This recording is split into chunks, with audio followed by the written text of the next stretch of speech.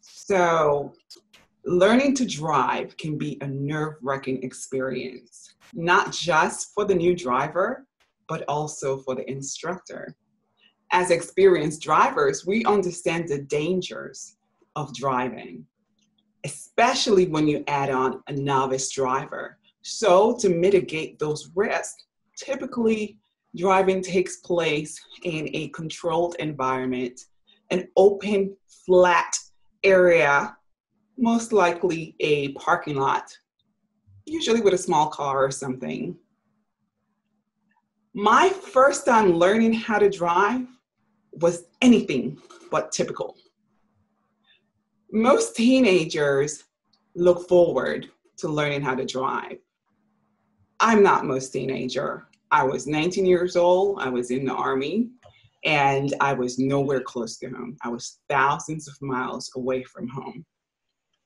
Plus, for most teenagers, learning to drive symbolizes freedom and a step towards adulthood. To me, learning to drive was just something to check off for my Army career. I had to do it. I remember when my squad leader told me that I had to take driver's training. And I said, Sarge, I don't know how to drive. See, I lived in New York City. Driving was not a pressure for me, right? And so he said, don't worry about it. They'll teach you. I'm like, okay, well, just another thing towards my be all that you can be. So driver's education is supposed to take over a period of a week, 3 days in the classroom and 2 days on the tank trail. Yes, the tank trail. And tank trail is exactly what it sounds like. It is a trail with tanks and trucks and armored vehicle and everything. So I wasn't nervous at first because my squad leader said they'll teach me, right? But the Army has this way of training you, and it's called scare you straight.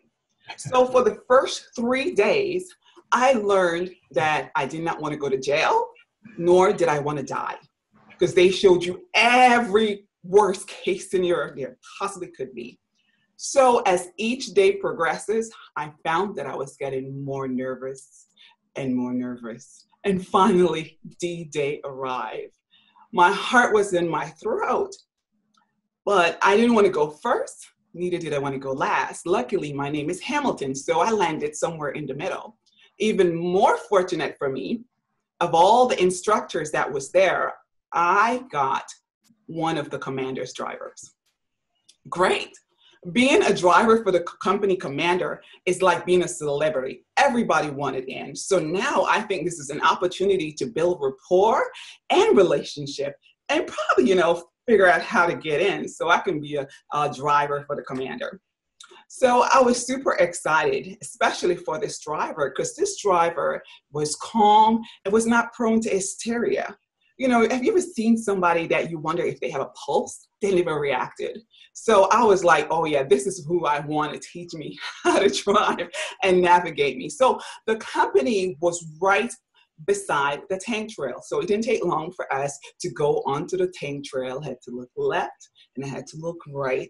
And as I learned my way between the gas and the brake, I'm going and I'm going and I'm going and I'm going. Finally, we got to, now the tank trail, you have to realize, was not controlled. So it's not regulated. There is no speed limit. So these guys are always zoom, zoom, zoom. So you're either going to have to pull over to let them pass or they're going to run you down. And usually when you know they're speeding, you see billows of dust right behind their vehicles. And the more billows of dust you see, the faster they're probably going. So a couple of times I had to pull over to the side just to let these fast speeders go on. And so continue on to the tank trail. My first experience learning how to drive was not in a small car, was in a Humvee.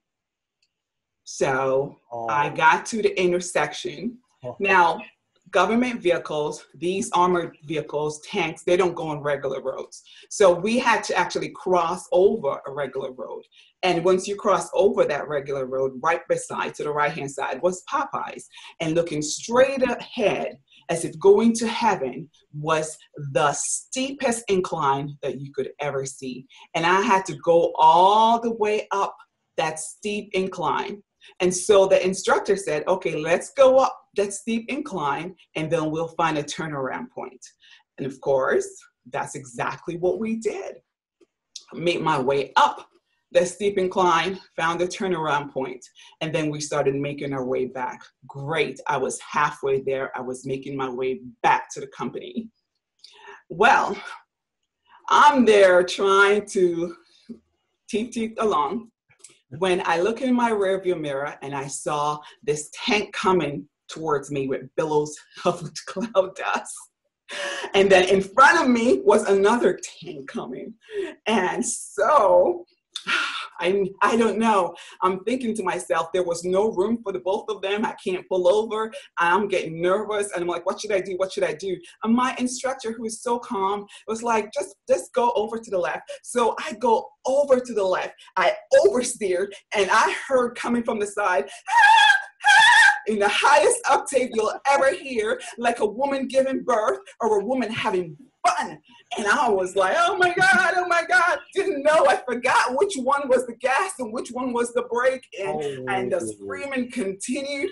And so eventually we stopped. And we stopped. And I looked down on the bottom. We were on a cliff this way.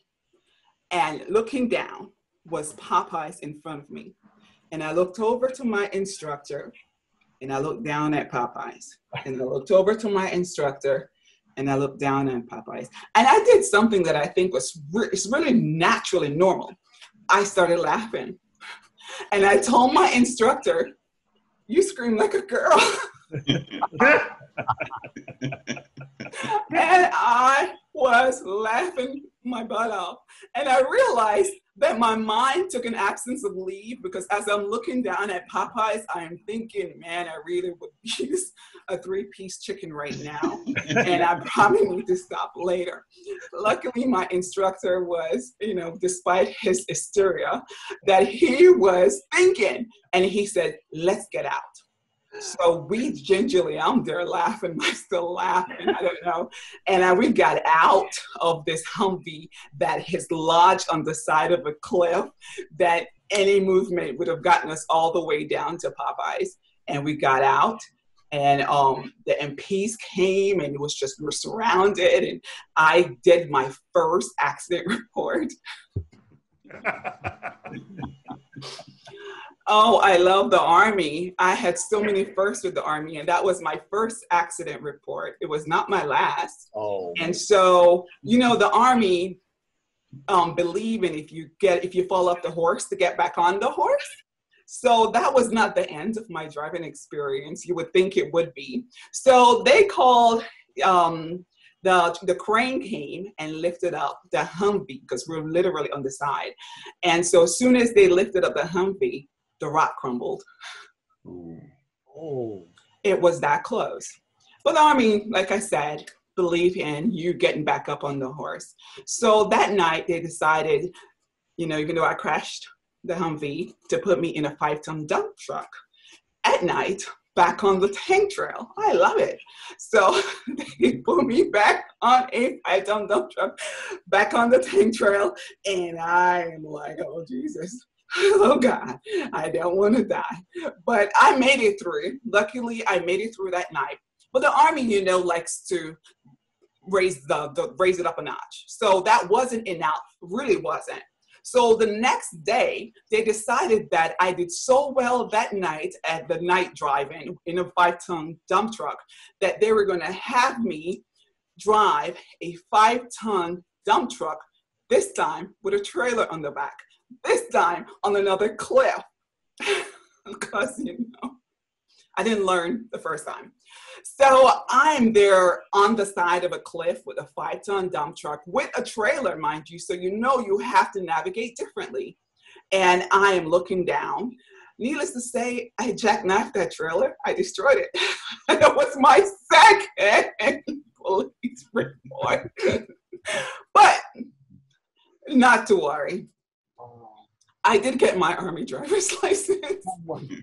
And unlike the Germans who made me try 3 times, I didn't have to do too much with the Army. Oh. And so driving can be quite dangerous. Thank you.